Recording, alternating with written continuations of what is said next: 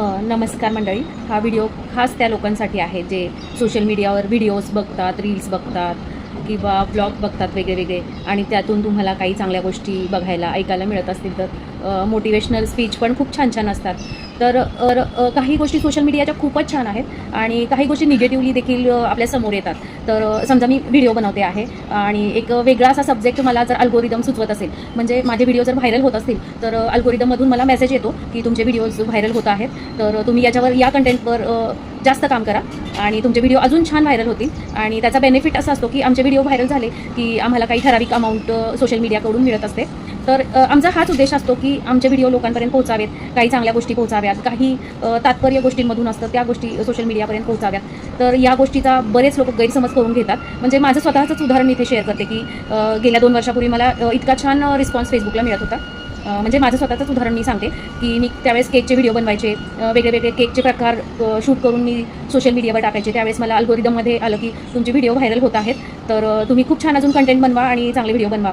तर त्याप्रमाणे मग माझ्या डोक्यात असं आलं की चला अल्गोरिदमला असं आलं तर मग आपण पण या गोष्टीच्या पुढच्या स्टेपला जाऊ, थोडी आपल्या व्हिडिओ बनवायच्या प्रोसेसमध्ये प्रगती करू. तर मग मला पहिलं हे आठवलं की सगळ्यांना गोष्टी ऐकायला, त्याच्यावर चिंतन करायला, मनन करायला फार आवडतं. तर चला आपण एक छान असा गोष्टीचा व्हिडिओ बनवूया. तर मग मला पहिली गोष्ट, माझी लहानपणीची सगळ्यात आवडती गोष्ट 2 मांजरी आणि माकडाची गोष्ट. तर ती तुम्हाला पण सगळ्यांना माहितीच आहे. 2 मांजरी असतात, त्यांना केक भेटतो, मग त्याचे 2 तुकडे करतात, मग तेवढ्यात माकड येतं तराजू घेऊन त्याचं सगळी गोष्टी सगळ्यांना ही गोष्ट माहिती आहेच. तर मी ती गोष्ट इतकी छान रीतीने सोशल मीडियावर शेअर केली, म्हणजे सांगितली वगैरे, आणि छान व्ह्यूज पण मिळाले. माझी ती स्टोरी खूप छान व्हायरल झाली. पण एका व्यक्तीच्या नाकाला अशा मिरच्या झोंबल्या.